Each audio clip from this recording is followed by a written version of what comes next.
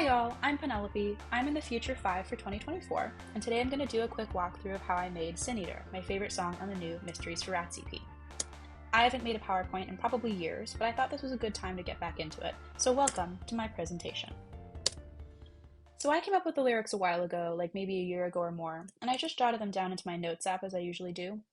I was thinking a lot about gender and mental illness and a larger sense of spirituality and this feeling of like being a girl but not being good at being a girl. And I was also at a point in my mental health journey where I was like learning to sit with uncertainty. So these lyrics start to occur to me, and I kind of just jot them down and let them flow. And at a certain point, I have enough to actually give them some real attention. And that's when I started thinking about the melody. I really believe in saying the message of your art in multiple ways. So language can take you pretty far, but I really try to have the composition and production of my songs echo the sentiment of the lyrics, and ideally add even more information that isn't smoothly conveyed by lyrics. So for the melody, I wanted this very steppy, glittering, repetitive tune with some religious connotation. Think "'tis a gift to be simple, 'tis a gift to be free." And I also knew pretty early on that I wanted to have the melody work if sung in a round as well. So that narrowed down the melody. The other choice I came to composition-wise was that I wanted this song to have themes of recursion and generation. I have a lot of kind of woo-woo, abstract spiritual beliefs about the connections between recursion and generation and femininity and being abnormal and being social and whatever, and I'll get into that in more detail another time. But this idea of looping and recursion and generation is very simple, powerful principles in our lives that can be so positive and also so negative for us. That was a huge source of inspiration for me here. So I actually mapped out the song and labeled the verses, pre-choruses, choruses, and weird liminal sections, and then I had them follow a pattern so that the longer you listen, the more attributes are present. So like if you listen to the first chunk of Sin Eater, at first it's a very simple stomp clap intro that gives you the tempo, and then you'll hear that it's just a verse, a pre-chorus thingy, and then a pretty simplistic echo of that pre-chorus thingy. So that's pretty short and sweet. I don't even think the chord progression changes for that whole first chunk.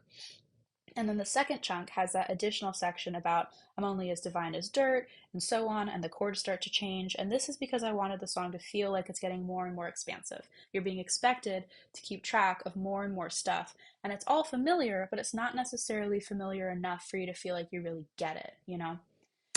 Or maybe I'm just bad at composition, and this is how I'm justifying my bullshit. Who's to say? It is like good songwriting TM to teach your listener how to listen to the song and then add more complexity later on.